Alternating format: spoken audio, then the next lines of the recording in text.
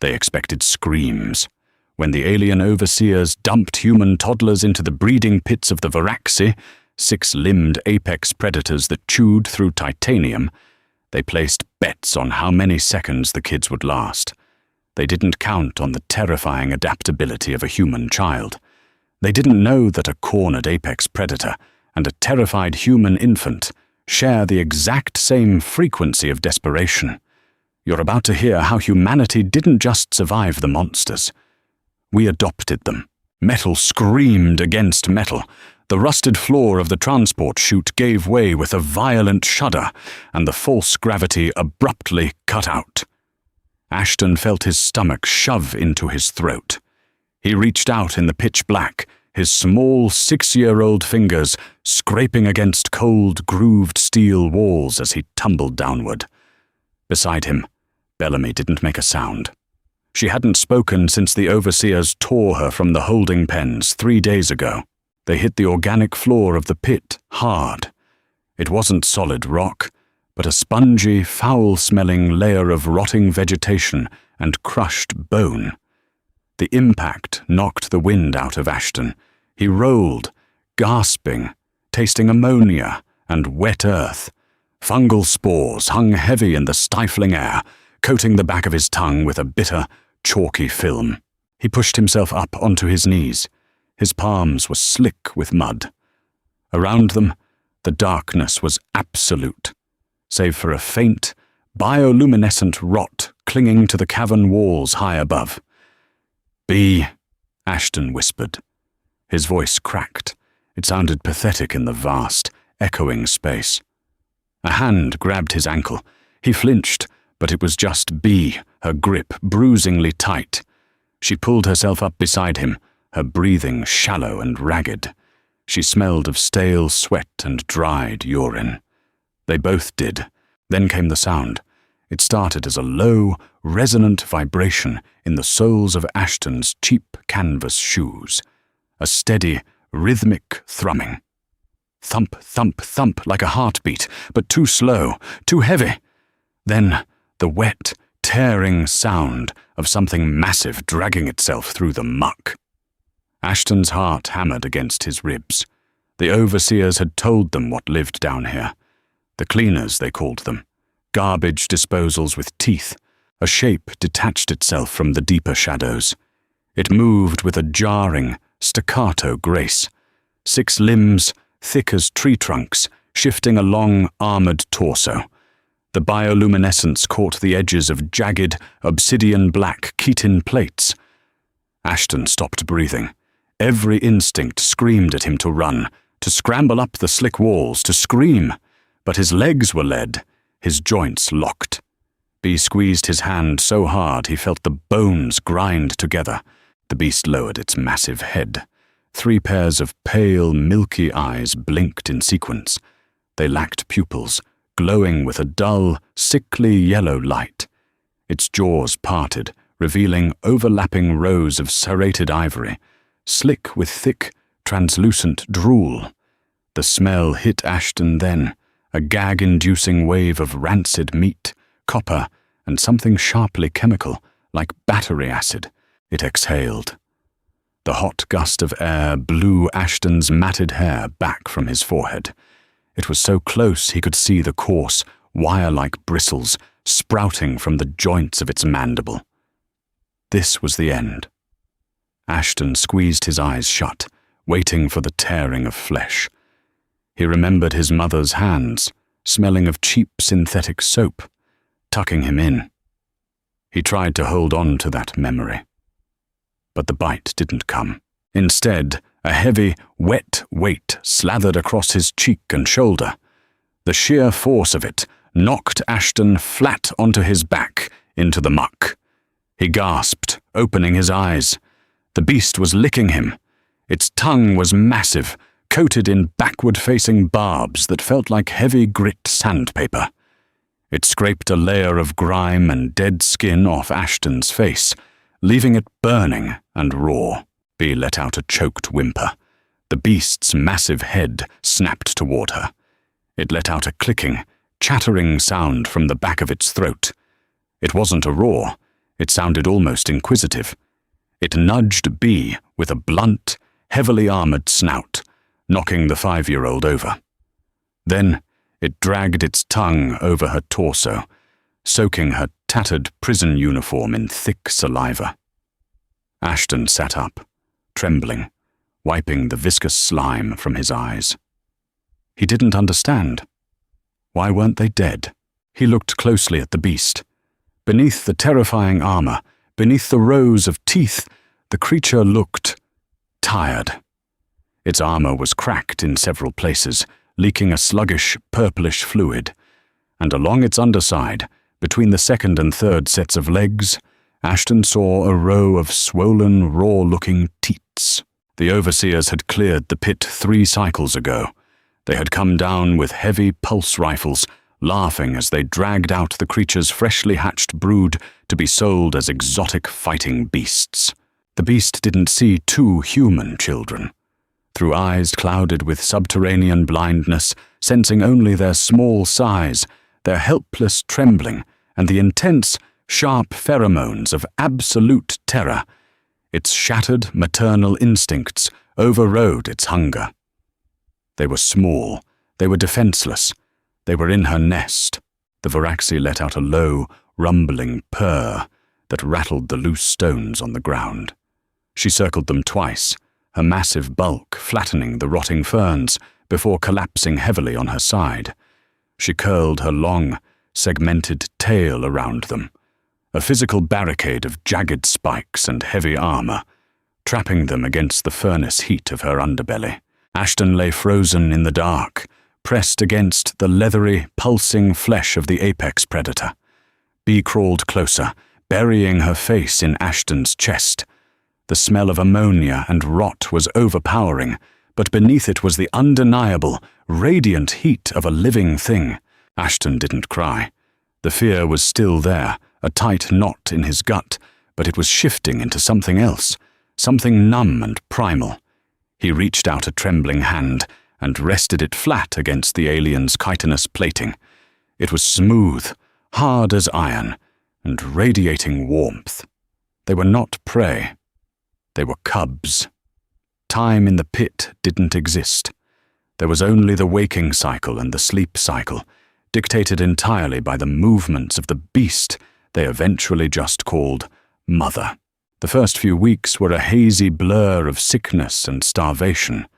The human digestive system wasn't built for raw, regurgitated cave-crawler meat. Ashton remembered the agonizing cramps, the fever that made his skin feel like it was melting off his bones, shivering violently while trapped in the oppressive heat of Mother's coils. He remembered Bee almost dying.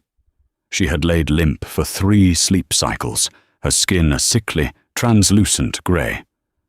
Mother had grown frantic, pacing the perimeter of the nest, clicking and hissing, dropping freshly killed vermin at Bee's motionless feet. It was the raw instinct for survival that dragged them through. When the fever broke, Ashton had crawled to the nearest puddle of condensation, pooling in a cracked rock, and drank the mineral-heavy, bitter water until his stomach swelled. He had then taken a piece of stringy, purple meat Mother had dropped, forced it past his gag reflex, and chewed. 3 years passed. The pit changed them.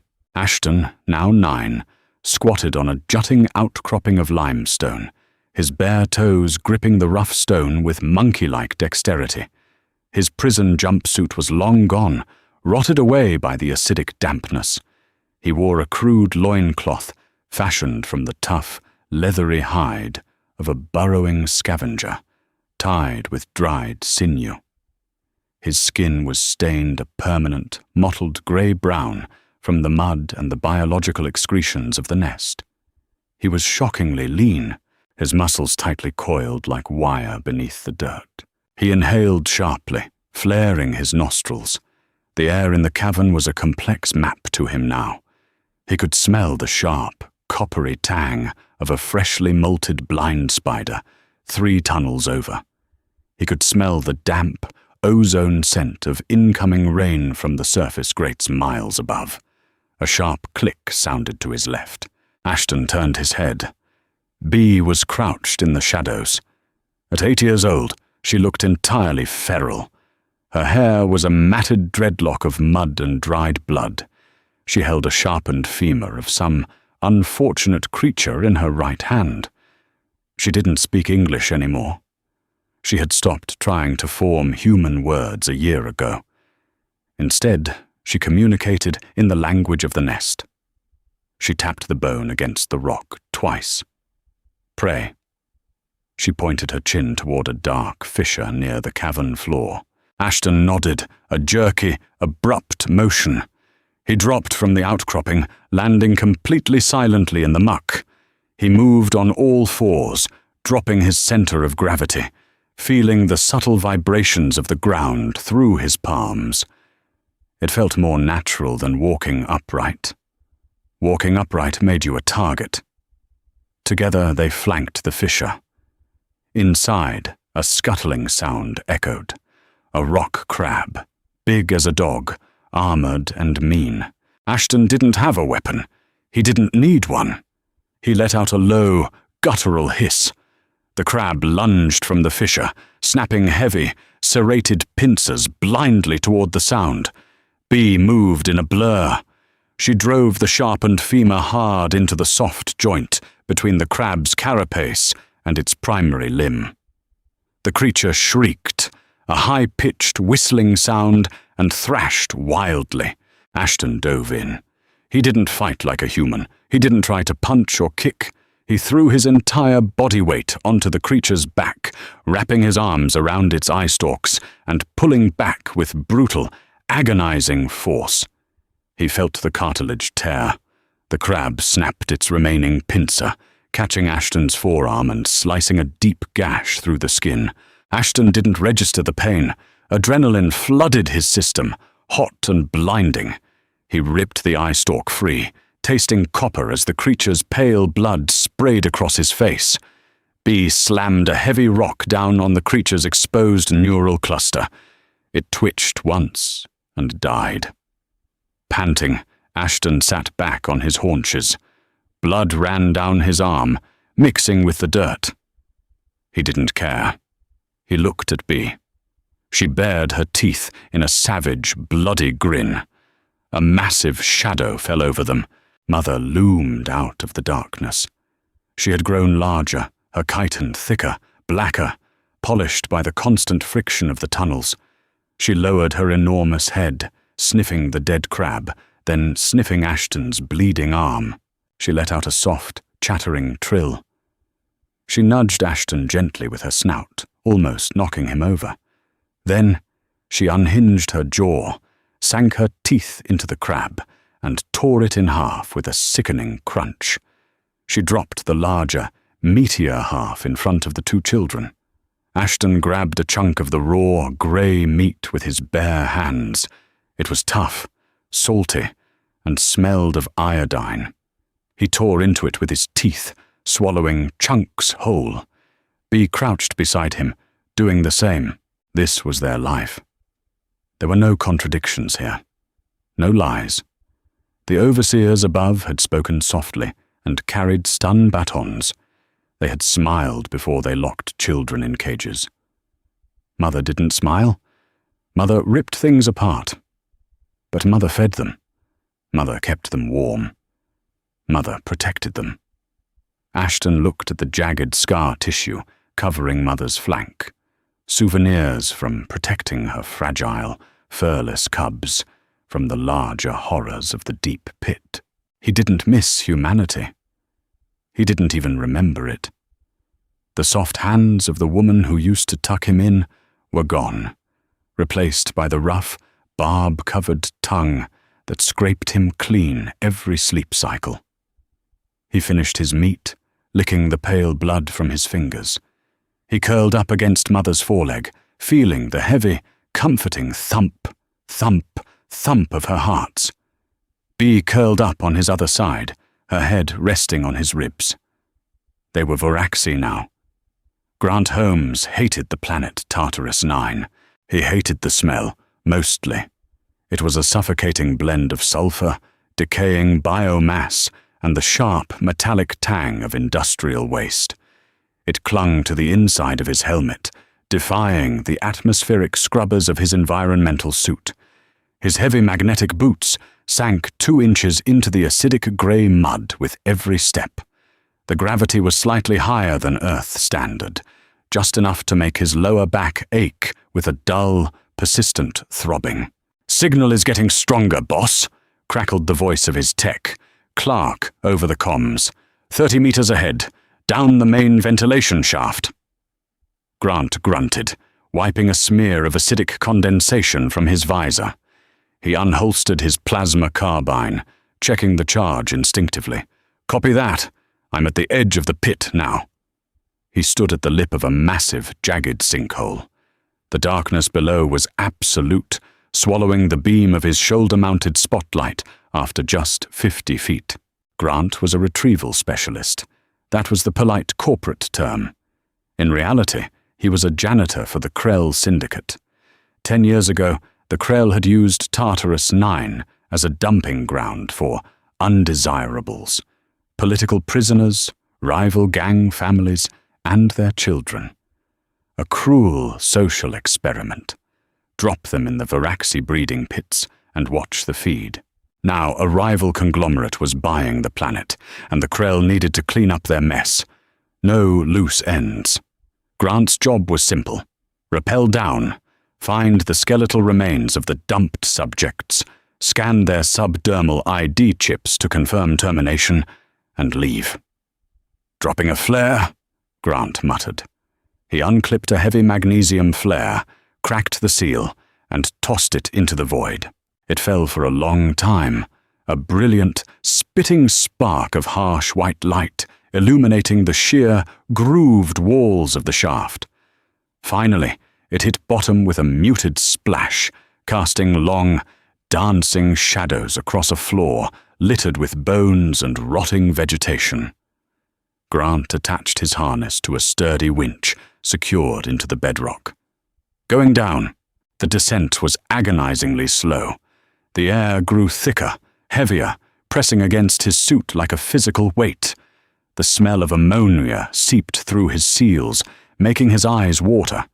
His boots touched down with a wet squelch.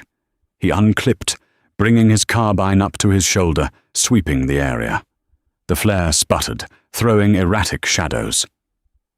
"I'm at the bottom, getting multiple pings on the scanner," Grant said, his voice tight. "Roger that. You should be looking for subjects 409 and 410. 2 minors. Dropped a decade ago. Just get the chip reads and get out." Grant stepped over a massive rib cage belonging to some unidentifiable monstrosity. He checked the tracker strapped to his forearm. The blinking green dots were close. He rounded a massive stalagmite, his spotlight cutting through the gloom. He expected to find little skulls half buried in the muck. He did not expect to find eyes staring back at him. Grant stopped dead. His heart skipped a beat, a cold spike of pure adrenaline punching through his chest. Sitting on a throne of crushed rock and dried bones, illuminated by the harsh glare of his spotlight, was a creature from a nightmare.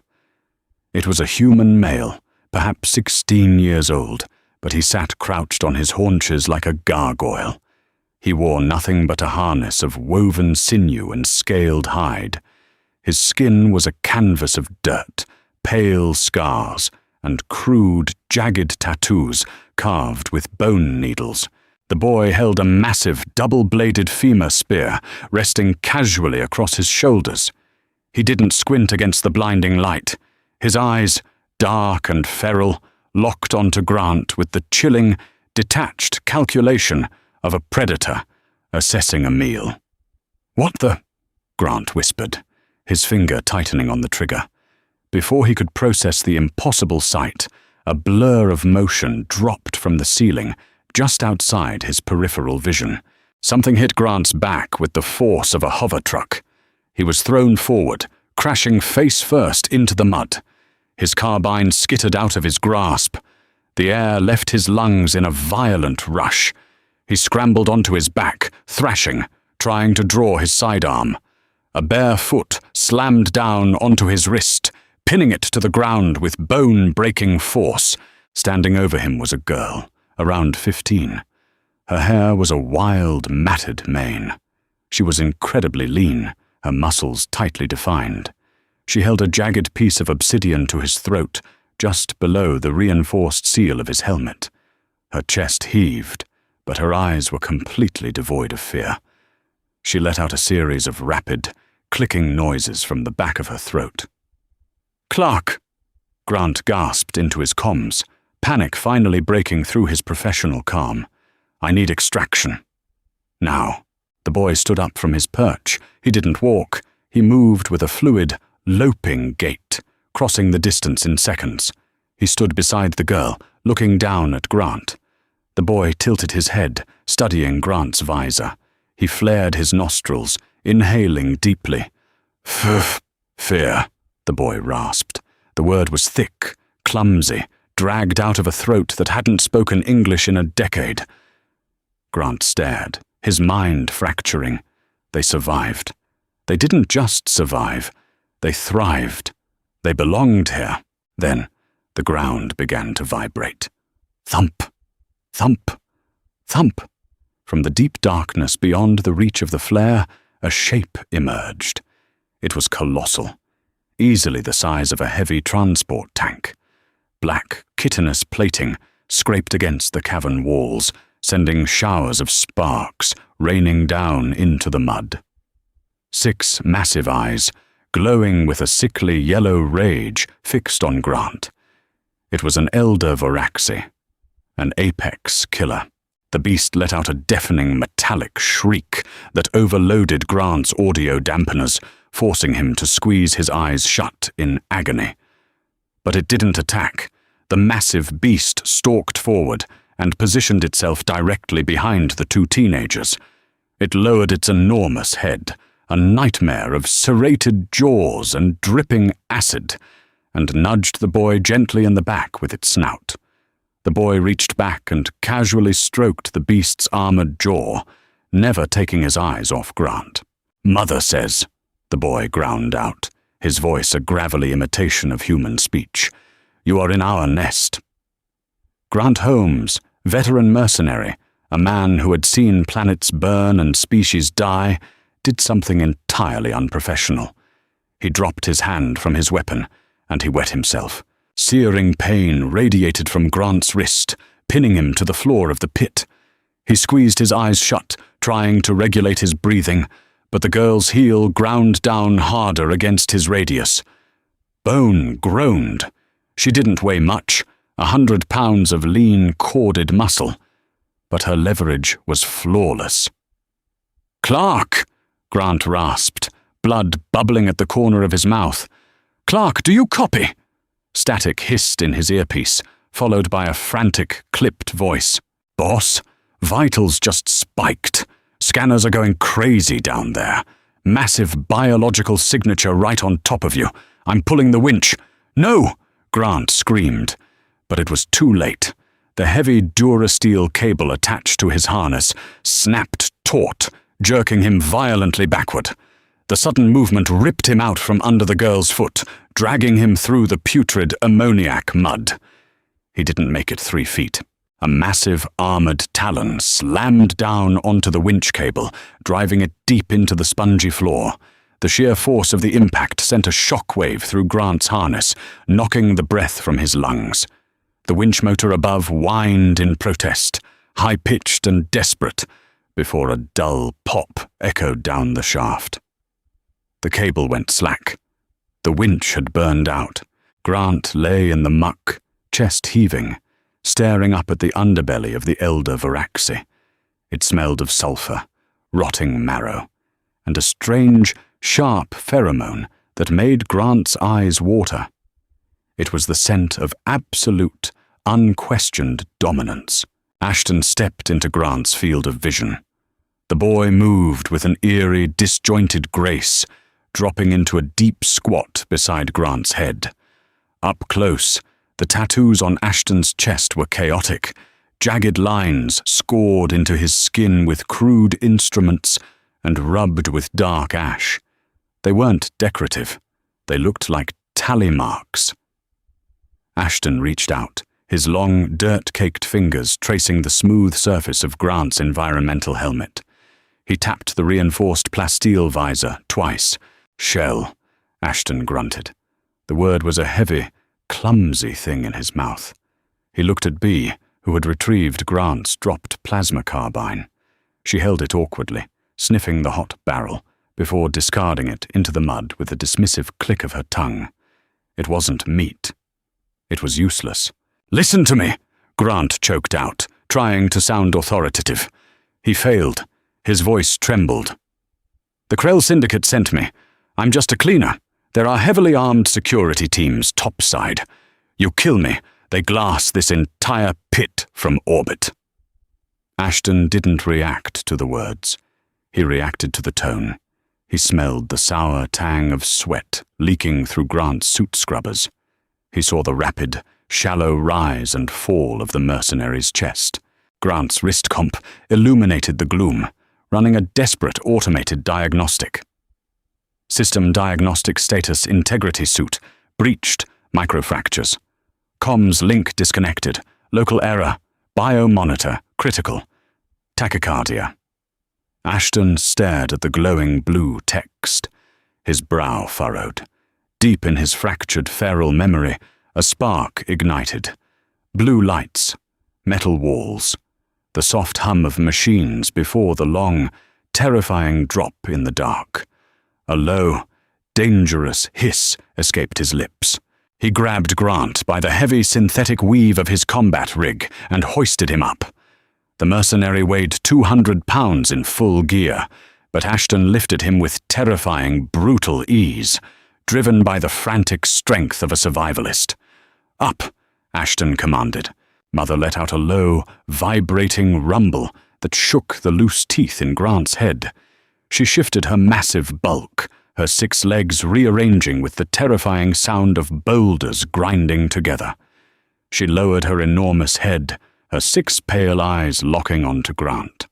Drool, thick and translucent, dripped from her mandibles, hissing as it hit the acidic mud.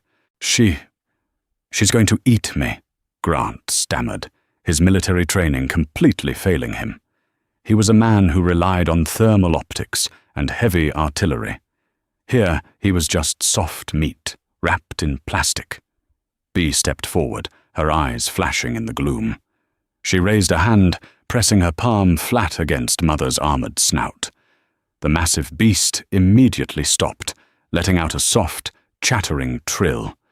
Leaning into the girl's touch like a domesticated hound, Ashton looked at Grant, his face a mask of primal stoicism. "Mother no eat, shell too hard, meat too sour." He pointed a jagged, unkempt fingernail up toward the ventilation shaft, where the faint, pinpoint glow of Grant's dropped flare was dying out. "Topside," Ashton said. The word felt alien, retrieved from a dusty corner of a mind that only understood hunt, hide, eat, sleep. He pointed the double-bladed femur spear at Grant's throat. "You show path." Grant realized with a sickening lurch of his stomach what was happening. The Krell Syndicate thought they were cleaning up a decade-old graveyard. Instead, they had accidentally dropped a ladder down into hell, and the monsters had learned how to climb. Gravity was a relentless, crushing weight. For 10 years, Ashton and Bee had existed in a horizontal world. The pit was vast, a sprawling, subterranean network of fungal forests, subterranean rivers, and jagged canyons. The concept of up meant danger. Up was where the stun batons came from. Up was where the blinding white lights and the metal cages lived. Now, up was the objective. The main ventilation shaft was 20 feet wide, ribbed with deep, circular grooves and thick Durasteel support struts every 10 meters. It was designed to cycle the toxic gases of the breeding pits to the surface scrubbers. It was not designed to accommodate the mass of an elder Varaxi. Grant led the way, climbing the recessed maintenance rungs. His body ached. His fractured wrist throbbed with a dull, sickening rhythm. Every few minutes he glanced down between his boots, and fresh terror washed over him. Directly below him was Ashton, moving not on the rungs, but scaling the sheer rock and metal of the shaft wall.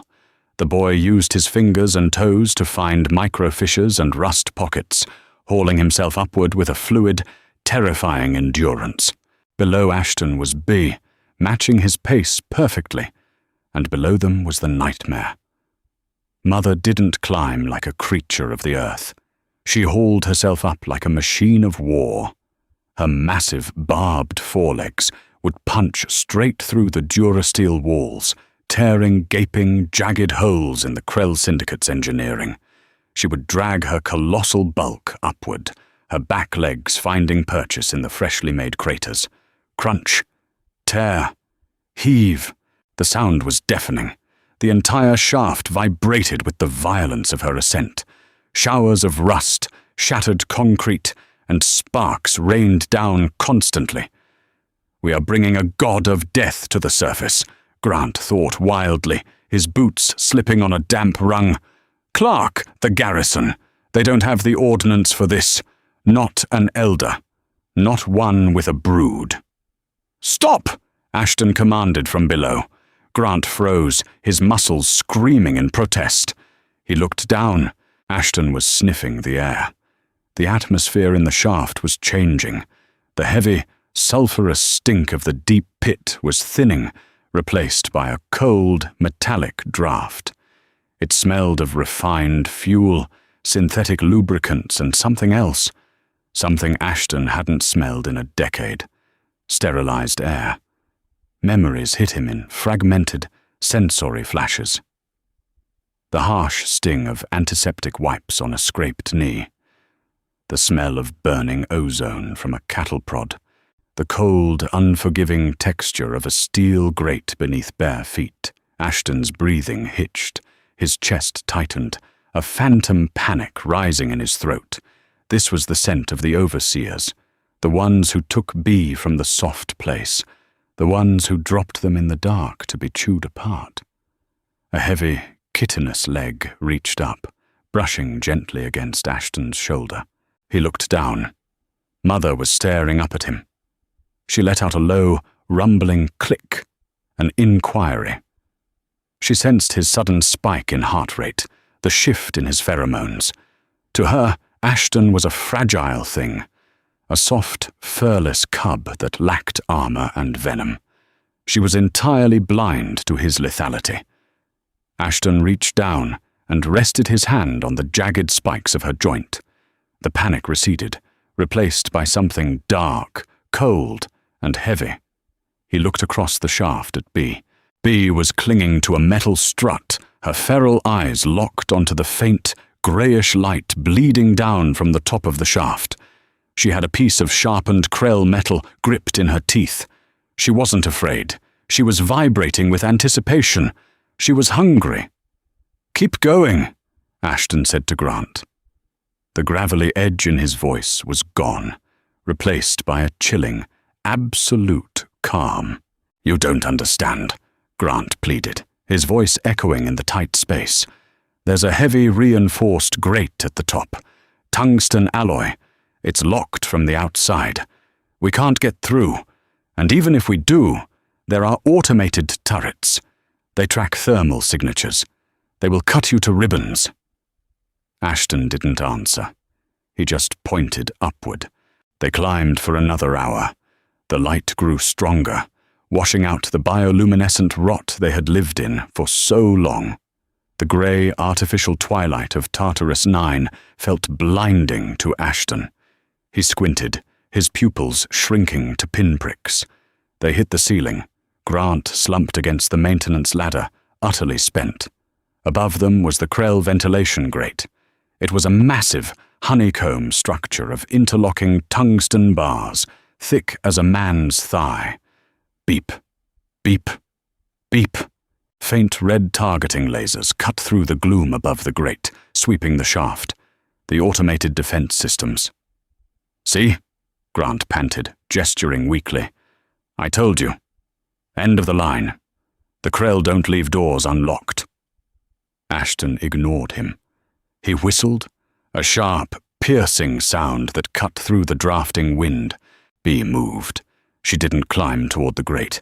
Instead, she shimmied down Mother's massive flank, finding a hollow groove between two overlapping armor plates.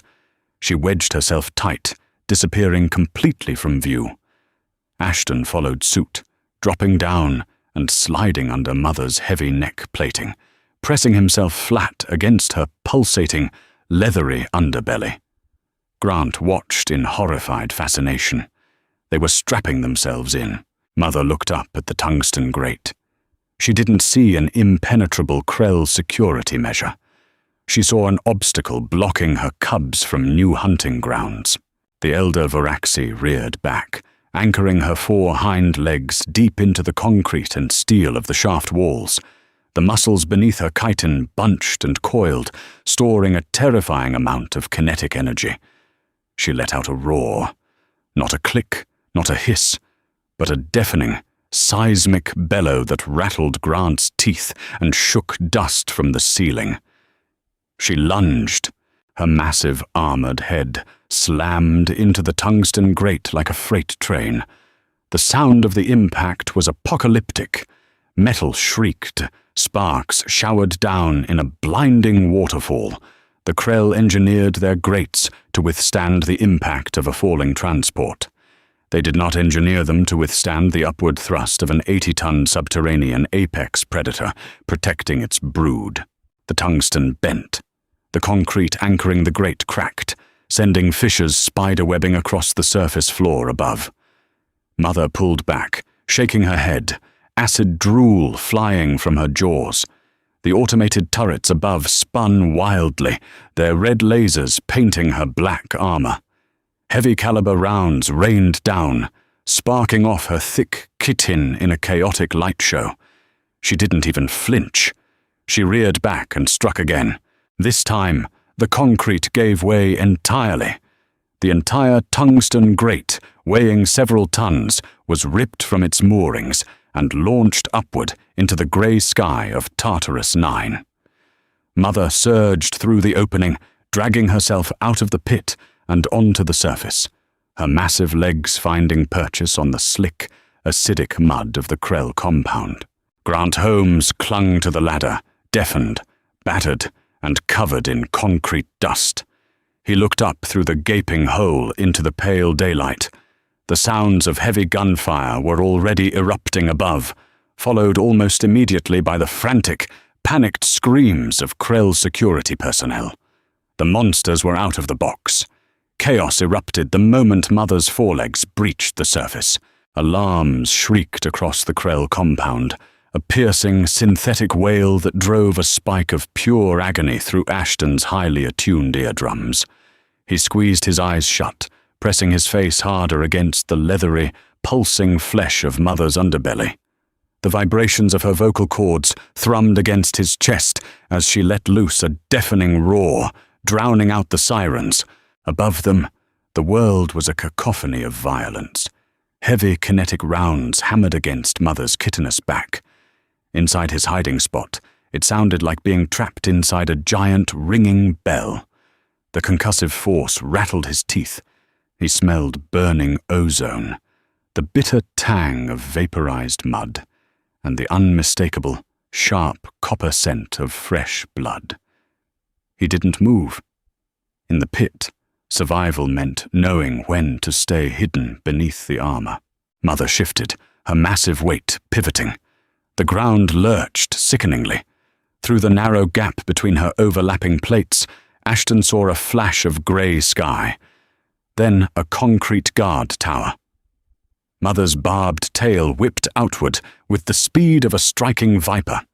It sheared through the tower's reinforced support columns like dry twigs. The structure collapsed in a plume of pulverized ferrocrete, taking 3 heavily armed syndicate mercs down with it. The heavy gunfire staggered for a fraction of a second. Fear. Ashton could smell it bleeding down from the surface, cutting through the chemical smoke. It was a sour, rancid odor. Prey sweat. He tapped a frantic rhythm against Mother's hide, releasing. He dropped from the safety of her underbelly, his bare feet hitting the slick, acidic mud of the compound courtyard. The light was blinding. Even under the overcast, smog-choked sky of Tartarus 9, the ambient daylight burned his retinas. He dropped to all fours instantly, squinting through slitted eyes, letting his nose and ears paint the battlefield. To his left, the rhythmic thwack, thwack, thwack of an automated plasma turret spinning up. He smelled the superheated argon a split second before the weapon fired. Ashton lunged sideways, diving into a crater left by a mortar shell. A volley of blinding blue plasma bolts scorched the air where he had just been standing, turning the mud to glass. A shadow darted past him. B. She didn't try to hide from the light. She moved with chaotic, erratic speed, a filthy blur of matted hair and lean muscle. She scuttled up the side of a burning transport rover, launching herself off the roof and straight at the turret's operator, a Krell guard in slick black body armor. B didn't use a gun.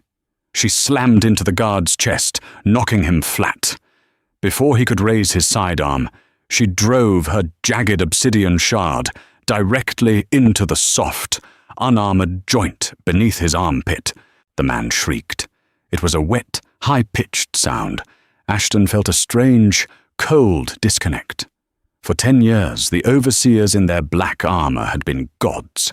They were the untouchable monsters who wielded lightning from their batons and dragged children away in the dark. Now, watching this god thrash and sob beneath a feral 8-year-old girl, the illusion shattered. They were just meat. Soft, weak meat, wrapped in plastic. Mother waded through the center of the courtyard, an unstoppable engine of destruction. A squad of Krell enforcers formed a firing line, unloading high-explosive rounds into her chest. The shells cratered her sitin, leaking thick purple fluid. But they didn't slow her down.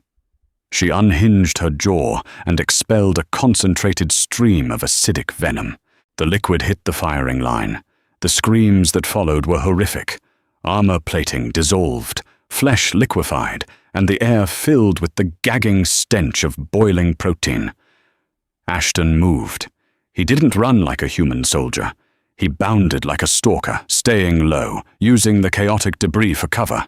A Krell mercenary, backing away from Mother's rampage in blind panic, stumbled directly into his path. The merc spun, raising his rifle. His visor reflected Ashton's dirt-caked, tattooed face. The man hesitated for a microsecond. He saw a child. That hesitation killed him. Ashton didn't punch or kick. He tackled the man's knees, using his entire body weight to buckle the joints backward. The merc collapsed with a sickening crunch. Ashton scrambled up his torso like a climbing ape, wrapped one arm around the back of the man's helmet, and drove his knee brutally into the reinforced faceplate. The plasteel spiderwebbed. Ashton struck again, harder, his bones grinding against the impact. The visor shattered. The man went limp. Ashton ripped the heavy tactical knife from the merce's chest rig. It felt strangely balanced, too light compared to a femur bone, but the edge was razor-sharp. He didn't know how to hold it like a knife fighter. He gripped it like a spike, reverse-handed. From the lip of the pit, Grant Holmes finally hauled himself over the edge. He collapsed onto the mud, gasping for air, clutching his shattered wrist. He looked up and froze. The Krell compound, a multi-million credit fortress designed to suppress planetary uprisings, was falling apart in minutes. The Syndicate troops were trained for urban pacification, not fighting prehistoric terrors. They were breaking formation. They were running, and in the center of the slaughter, the two human teenagers were moving in perfect, symbiotic sync with the 80-ton monster. When a guard tried to flank Mother's blind spot, Ashton was there, tearing into them from the shadows. When automated drones buzzed down from the sky to target the kids, Mother swatted them out of the air with her massive forelegs, sheltering the cubs beneath her armored chin. They weren't hostages. They weren't survivors. They're a pack, Grant whispered to himself, a cold dread pooling in his stomach. Mother let out a low, victorious rumble. The courtyard was clear. Only the groans of the dying and the crackle of burning machinery remained. She lowered her head, sniffing Ashton. She nudged him roughly, almost knocking him over, inspecting him for wounds. Her sandpaper tongue swiped across his cheek, leaving a smear of acidic drool and dead skin. Ashton leaned into the heavy touch. He pointed his newly acquired tactical knife toward the massive, reinforced steel doors of the main command center. "Soft meat inside," Ashton rasped, the English words tasting foul on his tongue. Mother turned her 6 milky eyes toward the facility. She clicked her mandibles together in a horrific rhythm. Dinner. Sterilized air cycled through the Krell command center, smelling of citrus disinfectant and ozone. It was a smell Ashton hadn't encountered since the holding pens. It made his stomach churn. The reinforced steel doors buckling inward sounded like a dying beast. With a final, ear-splitting shriek of torn metal, Mother ripped the blast doors off their hydraulic hinges and tossed them into the pristine white lobby. The heavy steel skidded across the polished synthetic marble, smashing into the reception desk. Ashton stepped through the breach. His bare, mud-caked feet left dark, corrupted prints on the pristine floor. The contrast was jarring. The fluorescent lights overhead buzzed with a low, irritating hum. There were no shadows here to hide in, no damp earth to mask his scent. The air was dry and cold. It felt dead. Bee flanked him, her posture low and aggressive. She dragged her bone spear along the white wall, leaving a deep, jagged gouge in the drywall. She hated this place instantly. It didn't smell like earth. It smelled like the cage. She hissed, a venomous, rattling sound in the back of her throat. Mother tried to squeeze through the doorway, but her armored shoulders wedged tightly against the reinforced door frame. Concrete cracked and powdered around her. She let out a frustrated rumble, thrashing her bulk, tearing larger chunks out of the facility's facade, but the internal corridors were simply too narrow for an elder Varaxi. Ashton looked back at her. She snapped her jaws, drool sizzling on the lobby floor, her milky eyes wide with maternal anxiety. She couldn't follow them into the tight burrow. Ashton walked back to her. He reached up, pressing both hands against her massive armored snout. "Wait," Ashton grunted, his vocal cords straining. "We hunt." Mother chattered, a nervous, vibrating sound. She nudged him hard, entirely unwilling to let her fragile cubs wander into a strange nest alone. Bee stepped forward, tapping her spear rhythmically against the floor. Click, click, click, click. It was a hunting cadence, a promise to return with meat. Mother settled slightly, though her eyes remained locked on the dark corridor ahead. She parked her massive bulk squarely in the breached doorway, effectively sealing the only exit. Nothing was getting past her. Ashton turned toward the depths of the command center. The layout was a distant, fragmented nightmare in his mind. Long white hallways, blinking red lights, the heavy hum of data servers. They moved silently down the central corridor. The facility was in lockdown. Emergency bulkheads had dropped, sealing off the labs and barracks, but the main route to the control room remained open. The Krell commander wanted them to come to him. "Hold there!" A synthesized voice boomed from the overhead speakers. Ashton flinched at the sudden volume, his grip tightening on the stolen tactical knife. At the end of the hallway stood Commander Kalen.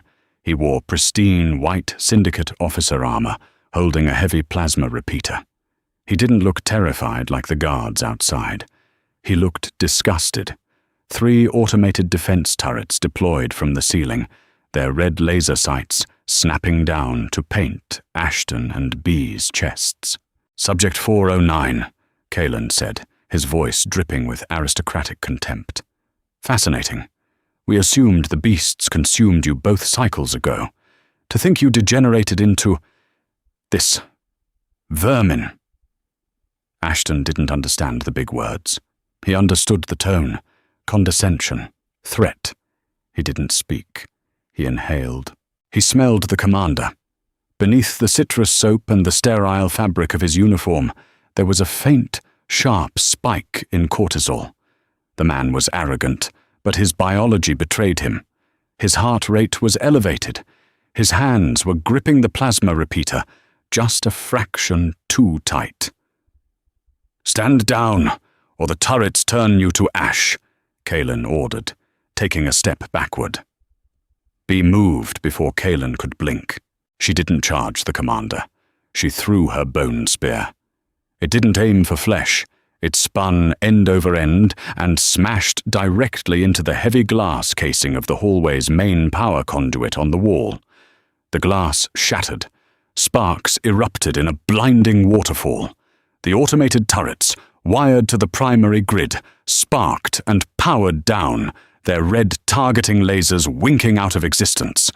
Kalen cursed, raising his plasma repeater. Ashton was already in the air. He used the wall as a springboard, launching himself at the commander.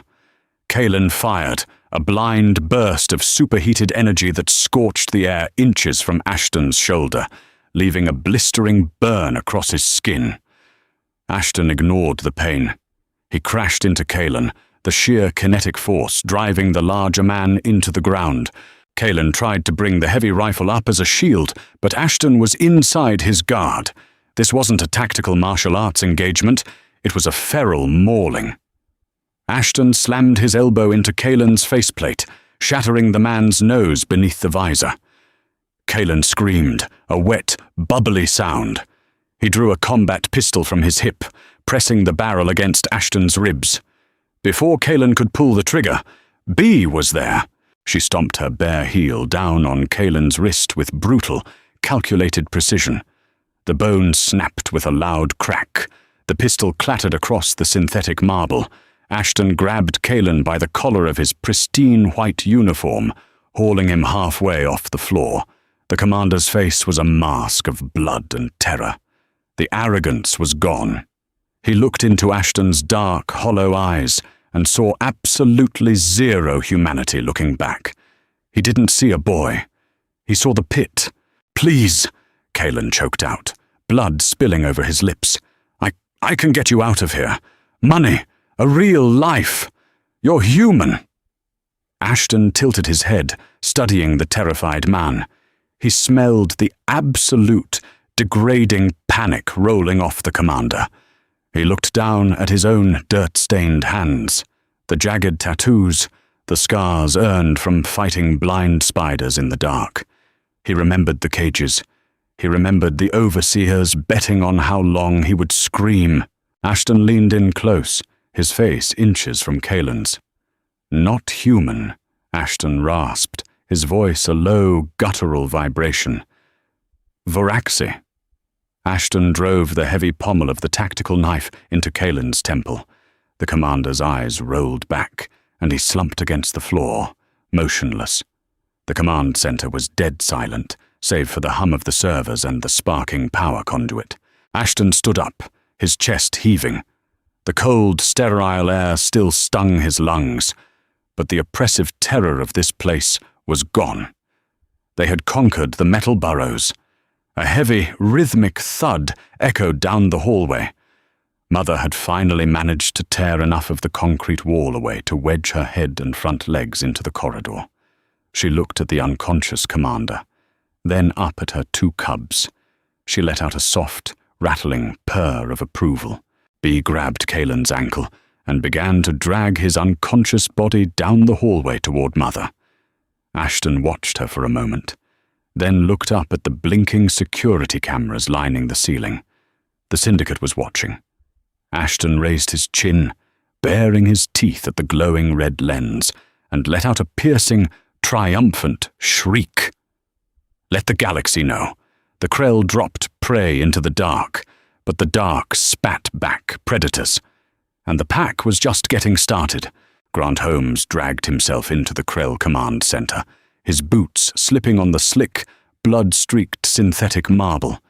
He cradled his shattered wrist against his chest, his breathing a shallow, painful wheeze. The lobby was unrecognizable. The reinforced blast doors were crumpled like aluminum foil. The immaculate reception desk was splintered into 1,000 jagged pieces, and in the center of the ruin, the pack was asserting its dominance. Bee was crouched on a glowing tactical console. She poked a holographic projection of the planetary grid with the tip of her bone spear. Every time the blue light rippled against the calcified bone, she hissed, baring her teeth at the intangible threat. It wasn't meat, it wasn't stone, it offended her. Ashton stood over the unconscious body of Commander Briggs. He had stripped the pristine white armor plating from the man's chest, tossing the expensive plasteel aside like useless molted shells. He was examining the soft, pale skin underneath. He dragged a dirt-caked fingernail across Briggs's collarbone, feeling the rapid, erratic pulse of the man's frantic heart. "Don't," Grant rasped, leaning heavily against the doorframe. Ashton snapped his head up, his dark, hollow eyes locked onto the mercenary. He didn't speak. He just waited. "You eat him. They won't stop," Grant managed, spitting a glob of metallic-tasting saliva onto the pristine floor. "The Syndicate. They have ships in orbit. They see what you did here. If they think the facility is lost, they'll drop fire from the sky. They will burn the surface until it's glass." Ashton's brow furrowed. Fire from the sky. He remembered the heat of the stun batons. He remembered the blinding flares the overseers threw down into the pit. He looked down at Briggs. The commander was beginning to stir, letting out a weak, pathetic groan. Ashton grabbed the man by the throat and hoisted him up, pinning him against the nearest server rack. "Skyfire," Ashton grunted, his voice a harsh, grinding stone. "You stop it." Briggs gagged, his eyes wide with a terror so absolute it bordered on madness. He looked at the feral boy pinning him to the metal, then at the 80-ton monstrosity wedged in the doorway, chewing on a piece of tungsten grating. I can't," Briggs choked, blood bubbling over his lips. "Automated protocol. The garrison is dead. The orbital command will sanitize the grid. They don't negotiate with—" He couldn't finish the sentence. Ashton didn't need him to. He smelled the truth in the man's sweat, the sour, sharp spike of absolute hopelessness. There was no negotiation. There was only the hunt. Ashton dropped the commander. Briggs hit the floor like a sack of wet grain. Grant cursed under his breath. He limped over to the main terminal, shooing Bee away with a cautious wave of his good hand. She snapped her teeth at him but dropped back, scuttling up a structural pillar to perch near the ceiling. "I'm accessing the planetary comms," Grant said, his fingers flying clumsily over the physical override keys. "The Krell orbital station is pinging us. They're trying to assess the breach." The massive hololithic projector in the center of the room flared to life. A towering, three-dimensional image of a Krell Syndicate director flickered into existence. He wore a high-collared black uniform, his face a mask of cold, corporate fury. "Tartarus Command, this is Orbital Actual. Our telemetry shows a massive biological containment failure. Your garrison is flatlining. Explain immediately." The director expected to see Commander Briggs. He expected to see a desperate officer begging for extraction. Instead, the camera fed him the reality of the surface. Ashton stepped into the holographic projection's capture radius. He didn't look at the giant blue ghost of the director. He looked directly into the blinking red lens of the capture node on the ceiling. He held Briggs's severed plasma repeater in his right hand. He didn't point it. He dragged it along the floor, letting the heavy barrel scrape against the synthetic marble. The noise was horrible, a loud, screeching mechanical protest. "What is this?" the director demanded, his composed facade cracking. "Who are you?" Ashton didn't answer. He reached out and grabbed Commander Briggs by the hair, dragging the weeping man into the frame. Mother, sensing the shift in tension, pushed her massive armored snout further into the room. The camera caught the sheer scale of her. It caught the jagged, overlapping chitin plates, the rows of serrated ivory teeth, the 6 milky, sightless eyes. It caught the acidic drool sizzling on the command center floor. The director on the screen went entirely pale. The silence from the orbital station was deafening. Ashton let go of Briggs. He looked into the lens. He didn't offer a demand. He didn't ask for freedom. He spoke the only truth the pit had ever taught him. "Our nest," Ashton rasped. He drove the heavy stock of the plasma repeater directly into the hololithic projector. The glass shattered. The blue light died. The message was sent. The retaliation took less than 10 minutes. The air pressure in the Krell compound plummeted. The ambient temperature spiked, turning the damp, acidic mud of the courtyard into suffocating steam. A low, bone-rattling hum vibrated through the concrete foundations of the command center. Ashton felt it in his teeth. He moved instantly, sprinting past the shattered blast doors and back out into the courtyard. The grey, smog-choked sky of Tartarus 9 was tearing open. Descending through the clouds was a Krell-heavy suppression gunship. It was a massive, brutalist block of dark metal, suspended on 4 pivoting thruster columns. It didn't look like a ship. It looked like a flying anvil. Thwump, thwump, thwump. The downdraft from the thrusters hit the courtyard with hurricane force.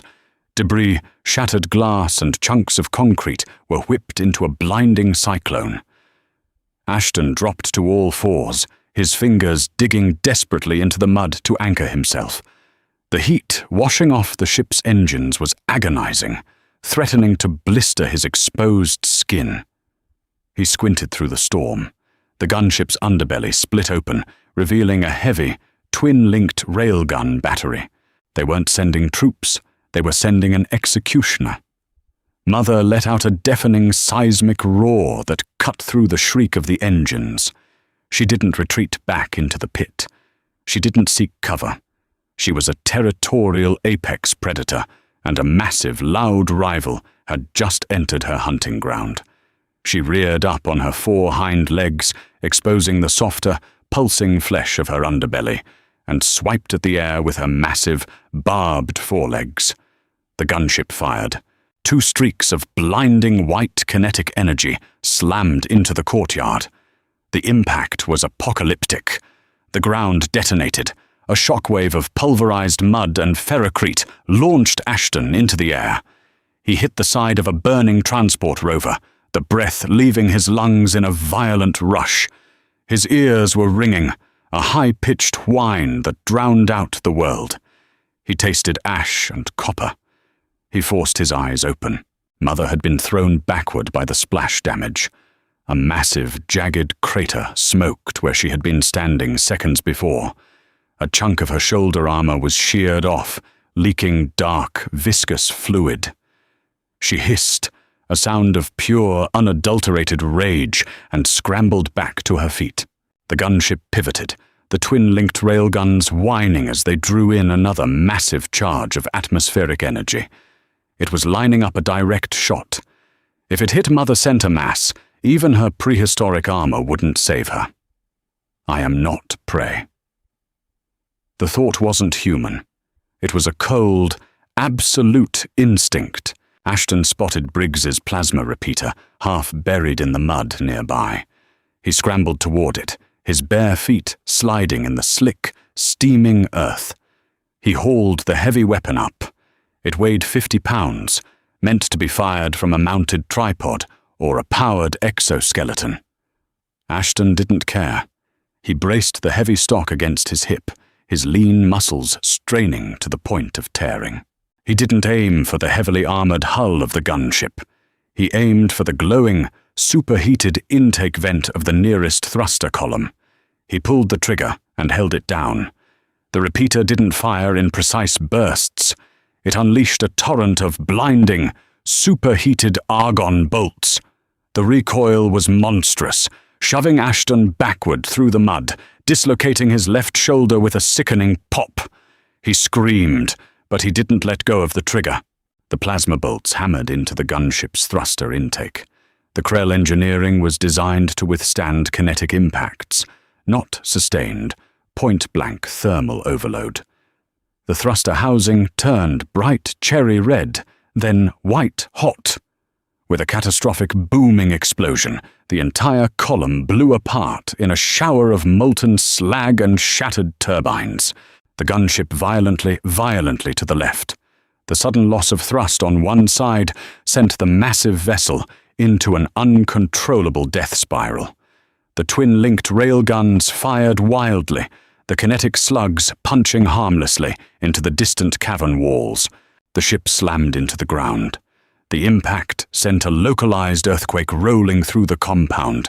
The thick metal hull buckled and groaned, tearing a massive trench through the courtyard, before finally coming to a halt against the reinforced wall of the command center. Fires erupted from the wreckage, thick black smoke billowing up into the toxic sky. Silence descended, heavy and absolute, broken only by the crackle of the flames. Ashton lay in the mud, gasping for air. His left arm hung uselessly at his side. He forced himself up onto his knees, his entire body trembling from the adrenaline dump and the agonizing pain in his shoulder. A shadow fell over him. Mother limped forward. She was battered, bleeding from a dozen shrapnel wounds, and half her armor was scorched black. But she was alive. She lowered her massive head. She didn't lick him this time. She pressed her armored snout gently against his uninjured shoulder, leaning her immense weight into him. It was a gesture of absolute parity. He hadn't just survived the nest. He had protected it. A sharp click sounded to Ashton's right. Bee stepped out from behind the wreckage of the guard tower. She was completely unharmed, her dark eyes reflecting the fires of the burning gunship. She walked over to Ashton, looked at his dislocated shoulder, and without a word of warning, grabbed his wrist and wrenched his arm upward. Ashton roared in pain as the joint snapped back into place. Bee let go, entirely unfazed by his scream. She turned her attention to the burning syndicate vessel. The heavy, reinforced hatch on the side of the downed gunship hissed. The pneumatic seals had survived the crash. The hatch kicked open, and 3 Krell security pilots stumbled out into the mud. They were coughing, disoriented, their slick black armor covered in fire-retardant foam. They looked up, expecting to see a rebel army. Instead, they saw the courtyard of hell. The 80-ton beast stood amidst the flames, her 6 eyes glowing with a sickly yellow malice. Flanking her were 2 humans. The boy held a massive plasma repeater in one hand, his chest covered in the blood of their commander. The girl held a jagged bone spear, her teeth bared in a savage, feral grin. Ashton stepped forward. He didn't raise the weapon. He didn't need to. He flared his nostrils. He smelled the ozone, the burning fuel, and the absolute paralyzing terror of the pilots. He drove the barrel of the plasma repeater deep into the mud, leaving it standing upright like a flag. He looked at the trembling pilots, then pointed a dirt-stained finger toward the smoking crater of the ventilation shaft. "Go," Ashton commanded. His voice wasn't a roar, it was a cold, hollow promise. "Tell Sky, surface is ours." The pilots didn't hesitate. They broke and ran, scrambling blindly into the toxic wasteland of Tartarus 9, leaving their weapons, their ship, and their pride burning in the mud behind them. Grant Holmes walked slowly out of the ruined command center. He looked at the burning gunship, then at the massive beast, and finally at the two teenagers. They weren't human anymore, but they weren't entirely Varaxi either. They were something new, something forged in the absolute darkest depths of human cruelty, tempered by the brutal honesty of an apex predator. The Krell Syndicate had wanted to breed monsters in the dark. Grant looked up at the smog-choked sky, a cynical smile tugging at the corner of his bloody mouth. They succeeded. If you survived the climb from the breeding pits and felt your blood pump during that final standoff, hit that like button and subscribe for more relentless, unfiltered sci-fi. The universe is unforgiving, but humanity's ability to adapt is the most terrifying force in the galaxy. Drop a comment below. Would you have spared the commander or let the pack feed? Share this video with a fellow HFY fan and ring that notification bell so you never miss a story. Stay wild, stay human, and see you next time in the dark. Main characters: Ashton Patterson, Bellamy Clark, Grant Holmes. If you felt your pulse race with Ashton and B in the dark, hit that like button and subscribe for more gritty, unfiltered sci-fi. The universe is a brutal place, but humanity's ability to adapt is scarier than any monster in the dark. Drop a comment below. Would you have survived the nest or become lunch? Share this video with a fellow sci-fi fan and ring that notification bell so you don't miss Part 4, where the human predator pack takes the fight back to the overseers. Stay wild, stay human, and see you next time.